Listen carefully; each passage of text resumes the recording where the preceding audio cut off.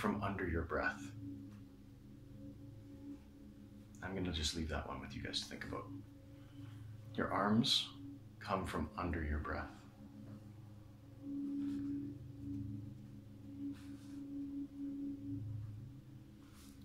One of the ways of looking at the Neigong for this one, this particular practice, is being able to see a long distance while you remain in place. And it means you're kind of in two places at once.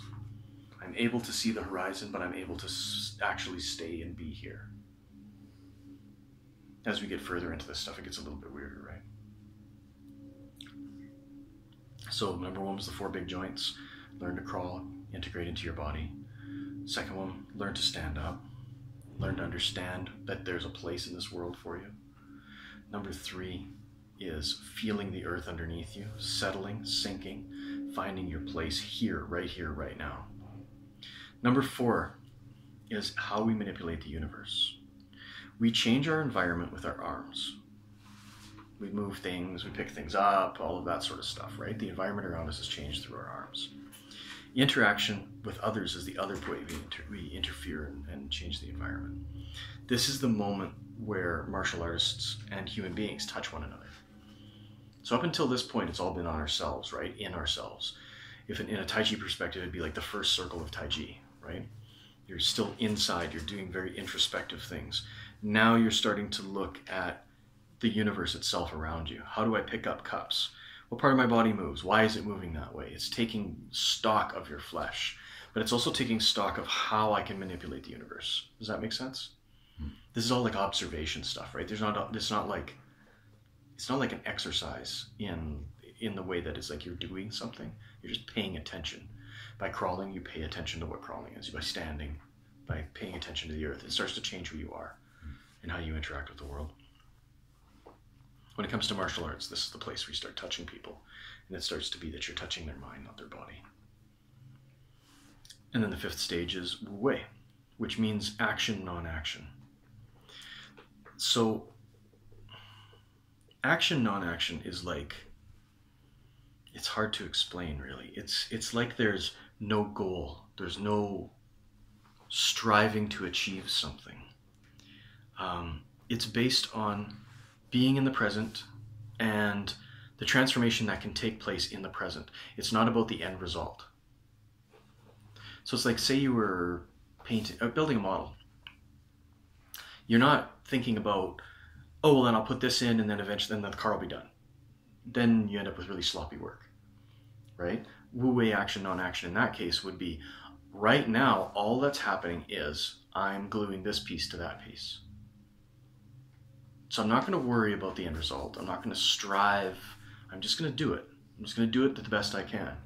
And if I keep doing that in each moment, always at the best I can, eventually the model gets done. Does that make sense? So action, non-action is a really difficult concept for a lot of people, but mainly because it's not striving, but leaving nothing undone. That doesn't make a lot of sense, right? But it means that you're not projecting forward all the time. You're actually remaining present in the present. You're not worried about, oh, I'm going to practice Neigong and my martial arts will get better. That's striving. You practice Neigong because you're practicing Neigong. I'm thinking about myself because I want to know myself. Not because I want to change, not because I want to become a superhero, but because I want to know myself. That's what I'm doing right now, this minute. So I'm doing it. So if you look at those 5 stages, it's all about what you're doing and how you interact with the universe and reality. And then kind of at the end, it's sort of, once you've got everything together, you can move, you can think, you can look to the distance, you can be present in one space, then you can start to do things. Does that make sense? Any questions? That's those 5 stages for Neigong practice. Any Neigong training kind of goes through this, right? Because if you get into particular practices or Qigongs or whatever, they're usually working on one or the other of them, right? Like Wu Wei, for instance, a lot of meditations are really dealing with Wu Wei, right? If you start thinking about something in the future or the past, it's like you're not doing your thing. Just go back to what you're doing, which is sitting here doing nothing, right? But it's very difficult. It's not our nature to do that necessarily. For stage 4, would you say there's, other than to change your environment with your arms, is there another way Well, it's also your interactions with other people. Oh, right. Okay. So Yeah, it's anything that changes your environment. So it could be moving things, right? Because, I mean, that can mean anything, right? It can mean making a mess or making it clean. It can mean lighting it on fire or hiding something. It can do all kinds of things. But it also has to do with interactions. Am I telling the truth or am I lying? Right? How do I treat people? Why am I treating them that way? So it's basically all interaction with anything outside of yourself. Anything outside of yourself. Okay. Yeah.